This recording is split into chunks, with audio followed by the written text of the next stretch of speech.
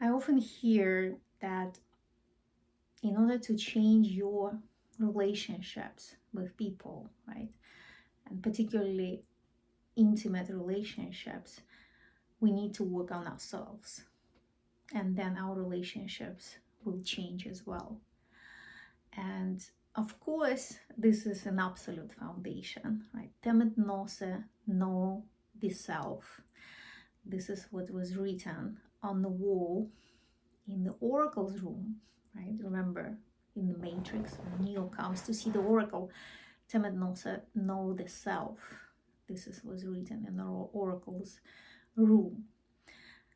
Knowing yourself, it's our absolute soul purpose, right? We come here to learn more about our own soul, our own journey on this planet, right? Our own personality of how we show up, to heal our wounding that we received growing up, right? In our family, ancestral pieces that we inherited, the societal conditioning or programming. Of course, this is the foundation.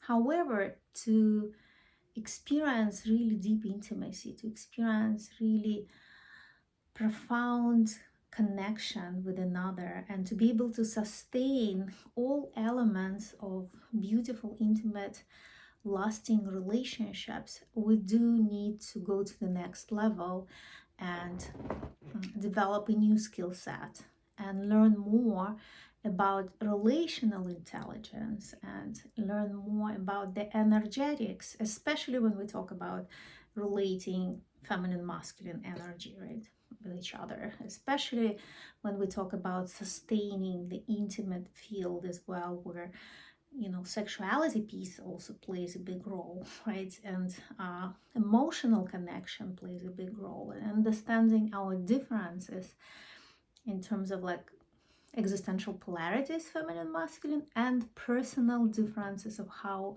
we're wired differently, right? So we are not projecting our personal lens of perception of how we perceive everything on another person, respecting another person's boundaries as well. We learn how to uh, identify and communicate and keep our boundaries firm, right? And we'll also have to be able to recognize another person's boundaries, even though they're radically different from ours, right? It doesn't mean that they don't have a chance to have those boundaries as well, right? And how do we recognize what is toxic, what is healthy, right? In this diverse uh, human universe, right? There are so many people, they're wired differently. What is toxic and what is healthy, right? So how do we navigate that? Because when I start working with a new couple, right, this shows up in the couples work, I start to see how sometimes boundaries can be confused with narcissism or something that another person asks for that they feel is healthy is being perceived as unhealthy and negatively for, when it's comes through the lens of their partner, right? How they perceive it. So it can be complex when you go to subtleties, right? And we do need to go to subtleties. We do need to pay attention to little things, everyday things, because they build up and then become big things, right? So even if you love your partner and if you want to be with your partner and you know, overall it's a good relationship, but you can't overcome those tendencies. You can't overcome those painful patterns that constantly hurt your feelings, right? The triggers that come through in the relationship dynamics. That requires a new level of intelligence, energetic intelligence, relational intelligence, right? That is not part of your solo inner journey, right? It's not included there, right? It's the step back to yourself. And of course, those journeys continue to unfold when we're living.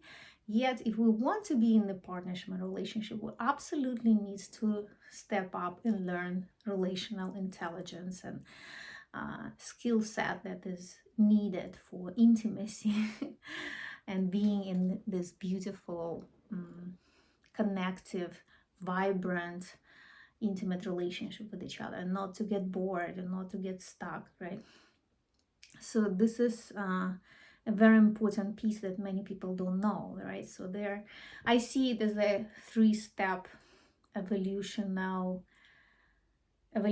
process, right? It's for us human beings, like we start with the self, know the self, then we learn about how to relate with our partner, right? Intimate partner. Then we potentially learn parenting, we learn tribal intelligence or like family intelligence, how to relate to all family members, right? And at the end, we learn leadership. How do we show up in the society? How we contribute to the society? Because this is how the process unfolds. It's not from the top down, it's from the inside out, right? It's not externally imposed, right? Like people did before, all these revolutions and like imposing these ideals and utopias on the consciousness that was not so immature and undeveloped, right? So now we finally come back. Okay, we start with ourselves, then we learn how to relate to our intimate partner, right? Feminine and masculine dynamics, intimacy. We learn like parenting, we learn family dynamics, we learn tribal uh, relationships, and finally we can transform the societal pieces. Only then we'll be able to be mature enough and to hold responsibility for ourselves, to show up in on the societal level and change something there. Right? That's how I see it.